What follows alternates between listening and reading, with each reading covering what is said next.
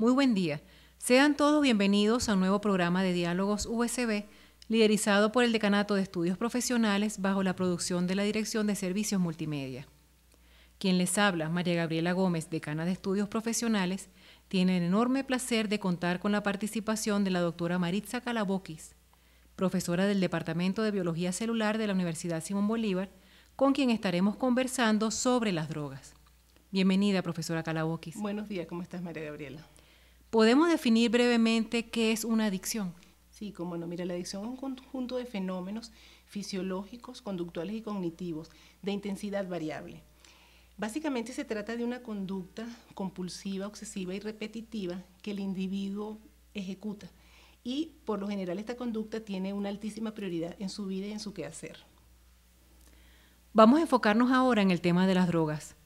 ¿Qué es entonces la drogadicción y qué la origina? ¿Qué origina la adicción a una droga? Fíjate que sería excelente que existiese una sola causa que originara que un individuo adicto asuma el camino de una adicción a una sustancia psicoactiva, pero no es así. La drogadicción realmente está conformada por múltiples factores. Las tendencias, ¿dónde están? En el sujeto, en su personalidad, están en sus tendencias e inclinaciones, están en su sistema nervioso central y cómo éste está conformado, está en la organización genética cerebral de este individuo.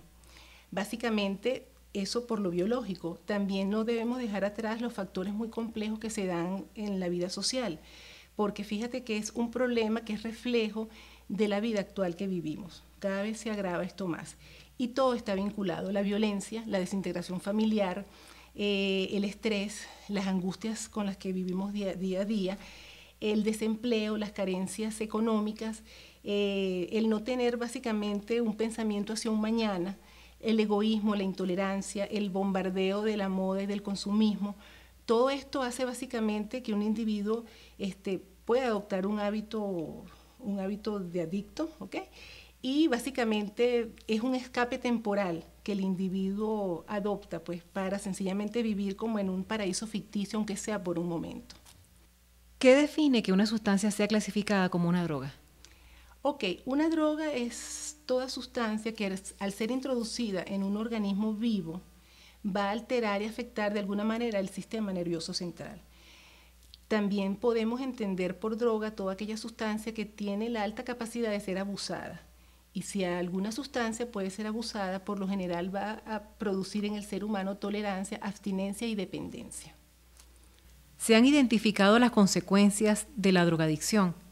Hablemos de algunas de las más conocidas a nivel biológico, psicológico y su impacto en la sociedad. Ok, María Gabriela, fíjate, la adicción a drogas, hoy en día, tanto psiquiatras como psicólogos y médicos concuerdan en que este síndrome es una enfermedad de las emociones, es un trastorno crónico y es una enfermedad médico-social.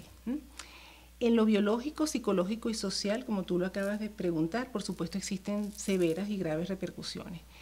En lo biológico, bueno, un poquito reseñar por qué en lo biológico nos afecta. Fíjate, nuestros cerebros reconocen a las drogas de manera inmediata. Nos preguntamos, bueno, pero ¿por qué un cerebro tiene que reconocer unas drogas, unas sustancias que vienen de afuera, que son foráneas, son extranjeras, ¿cierto?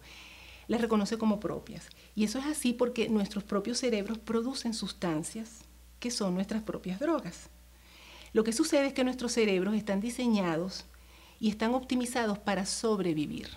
¿Qué significa esto? Sobrevivir significa que, bueno, debemos sencillamente ejecutar ciertas funciones durante nuestra vida para mantenernos aquí, pues para que la especie sobreviva. ¿Cuáles son esas?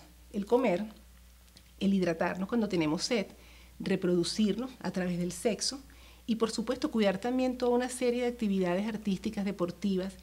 Y todas estas cosas tienen que ser placenteras para nosotros, porque si no, sencillamente no las realizaríamos y la especie humana hubiese terminado. Las drogas justamente actúan en esos circuitos del placer, pero lo que sucede es que le sobreexigen al cerebro, es decir, es una demanda tan grande que ellas hacen al cerebro que el cerebro no está optimizado para trabajar de esa manera. Entonces el cerebro tiene que sencillamente redimensionar toda su forma de trabajar para poder sencillamente volver al equilibrio. Eso es lo que llamamos neuroadaptación. Claro está, el cerebro, además, ¿ok?, controla y domina muchas funciones corporales, respiración, el corazón, cuestiones endocrinas, es decir, una cantidad de funciones del cuerpo. Todo esto a mediano y largo plazo va a estar alterado. Entonces podemos nombrar, por ejemplo, ataques cerebrovasculares, problemas a nivel cardíaco, pulmonar, problemas de desnutrición, problemas mentales, endocrinos, HIV, cáncer, hepatitis B y C. Todos estos son afecciones biológicas que vamos a estar viendo a mediano y largo plazo. En lo psicológico, bueno, debemos hacer una pregunta. ¿Y qué cosas psicológicas nacen en el cerebro? Nuestras emociones, ¿cierto? Nuestras conductas, nuestra forma de ser, nuestra voluntad, nuestros actos, nuestros sentimientos. Todas estas son cosas que nos dan la humanidad. Si todas estas cosas que nos dan la humanidad están allí, entonces imagínate cuando una droga sencillamente perfunde y entra de esa manera tan avasallante como hacen las drogas, muchas de estas cosas que nos dan la humanidad van a estar alteradas. Dependiendo del tipo de droga y por supuesto el tipo del sujeto y la forma como haya consumido, van a existir innumerables trastornos psicológicos. Por ejemplo, actitudes violentas, impulsivas, trastornos de la memoria a corto plazo, depresión, paranoia, muchachos que tú ves con una irritación terrible, ¿ok? Muchachos que cambian de la noche a la mañana sus hábitos de vida. Sin lugar a dudas, fíjate, algo biológico que se daña conjuntamente con algo psicológico que también está muy echado a perder, tiene que tener repercusiones en lo social, porque ese va a ser un individuo que tiene unas conductas un tanto extrañas, unos comportamientos extravagantes, y bueno, va a ser una afectación total, tanto en su casa como en su comunidad, como en la sociedad. Es un individuo que es muy poco productivo. ¿Cómo se puede prevenir este fenómeno cada vez más creciente en las sociedades mundiales? Fíjate, la drogadicción no respeta ni edad, ni sexo, ni condición social, ni color, ni condición cultural, absolutamente nada. La pregunta que tú me haces es, ¿existe alguna salida? En pocas palabras, ¿cierto? Basta y sobra con informarle algo a los muchachos, a los adolescentes y jóvenes, o llevarlos a un centro de reclusión de adictos, dejarlos allí todo un día para que vean el sufrimiento de esas personas que están allí rehabilitándose. ¿Por qué las tácticas de amenaza, infundir miedo, no han funcionado? Y cada año se suman a las filas de la adicción millones de jóvenes. Básicamente esto es algo extraordinario, fascinante, pero a la vez incomprensible. Friedrich Hölderlin, un poeta alemán, dijo en su oportunidad, pero donde está el peligro, allí nace lo que salva. Él tenía la fuerte fe y la convicción y la confianza de que en todo peligro existe muy internamente la semilla de la salvación. Entonces tenemos este gran problema, muy grave, médico-social de la adicción a drogas en nuestra humanidad, pero tenemos la semilla de la salvación que está dentro de ese mismo problema y es la prevención. La prevención entonces se entiende como un conjunto de herramientas que todos, comunidad, sociedad, familia, tenemos que poner en práctica para evitar que de alguna manera el individuo adolescente tenga contacto con las drogas. Y si va a tener algún contacto con la droga y es inevitable, pues que lo haga muchos años después, porque sí está determinado que mientras más pronto comience un chico a consumir drogas, peor es ese pronóstico, peor es la adicción. Básicamente, ¿cómo prevenimos? Existen los llamados factores de riesgo. Debemos conocer entonces, como padres, como educadores, como agentes de una sociedad, como individuos, los factores de riesgo que pueden sencillamente tener nuestros adolescentes y nuestros estudiantes a la mano. Porque un factor de riesgo los hace vulnerables al consumo. ¿Por qué debemos conocer los factores de riesgo? Porque para cada factor de riesgo, tanto en lo individual como en lo familiar, en lo educativo, en lo social, en lo comunitario, existen factores de protección. Los factores de protección son muy eficaces porque básicamente le dan al individuo destrezas y habilidades para la vida. Entonces, básicamente debemos poner en práctica todos estos factores de protección y ciertamente es lo único que puede poner a raya un factor de riesgo que puede vulnerabilizar a un adolescente al consumo.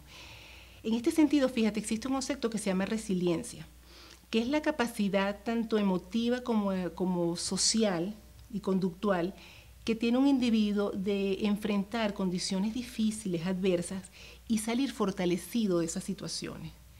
Nosotros podemos blindar a nuestros adolescentes, a nuestros jóvenes, haciendo de ellos adolescentes y jóvenes resilientes. ¿Cuáles son los pilares de la resiliencia? Son bastantes, pero se puede trabajar en ellos. Primero, los valores positivos en casa. Luego, generar una autoestima estable en el muchacho. Luego, tratar de que estos niños tengan un pensamiento crítico. Luego está básicamente las buenas relaciones con los padres, la introspección, que tengan sentimientos de éxito y que además entiendan que las adversidades sencillamente se pueden manejar con perseverancia y con disciplina. En su respuesta a la pregunta anterior, usted habló de factores de riesgo y factores de protección. ¿Podríamos conversar muy brevemente a qué nos referimos con estos términos?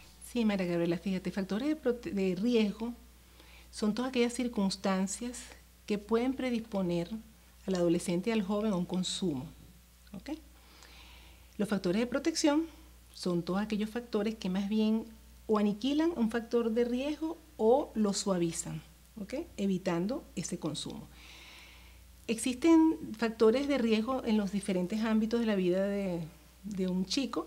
Está el individual, está el ámbito familiar, el ámbito escuela, el ámbito comunidad, el ámbito sociedad. Y para hablar de dos ejemplos, para que tengamos más o menos idea de cómo opera esto, por ejemplo, el ámbito familiar. Familias desintegradas, ¿okay? Con hábitos caóticos, por ejemplo, donde no hay disciplina en el hogar, esto indudablemente es un factor de riesgo. ¿Cuál sería un factor de protección? Mira, brindarle a aquel adolescente, a aquel joven, un ambiente cálido, un ambiente nutricio, un ambiente donde él sienta apoyo y protección, no un ambiente caótico, en donde ni siquiera hay reglas, no hay disciplinas de ningún tipo. Esto sin lugar a duda, entonces estamos viendo, ¿no?, cómo factores de riesgo y cómo factores de protección tienen que sencillamente estar operando. En el ámbito escuela, por ejemplo, hoy en día eso es un grave problema en los colegios porque un factor de riesgo grave es la disponibilidad de drogas en los entornos escolares y dentro de los colegios. Eso es una constante hoy en día y, por supuesto, el factor de protección, ¿cuál sería? Unas autoridades escolares vigilantes, profesores y maestros que sepan perfectamente de qué se trata el tema de la adicción a una droga, que muchas veces no lo saben, sino de una manera muy tangencial. Entonces hay que sencillamente generar estos conocimientos a nivel de las escuelas para que los maestros se mantengan vigilantes. Finalmente, en su experiencia en el tratamiento del tema, ¿podemos dar algunos ejemplos sobre cómo la Universidad Simón Bolívar ha contribuido y contribuye a entender todo el fenómeno de la drogadicción y su prevención? Sí, fíjate, nos hemos acostumbrado a pensar que el problema de la adicción a sustancias psicoactivas corresponde al ámbito de lo policial, de lo militar, de lo legal, y que ahí se queda la cuestión. No, resulta ser que la parte social, sociedad, comunidad, escuela, familia, hemos abandonado el tema. Y por esos tantos problemas que tenemos hoy en día en la humanidad con este tema de la adicción a una droga. Las drogas siempre han existido entre los humanos. Realmente nuestra cultura como seres humanos se ha formado de la mano con las drogas. En la antigüedad existieron drogas, en el presente actual existen drogas y seguirán existiendo drogas en el futuro. De tal manera que lo que nos queda es informarnos, ¿sí?, dar la información veraz, educarnos en torno a este terrible flagelo que nos está tocando vivir.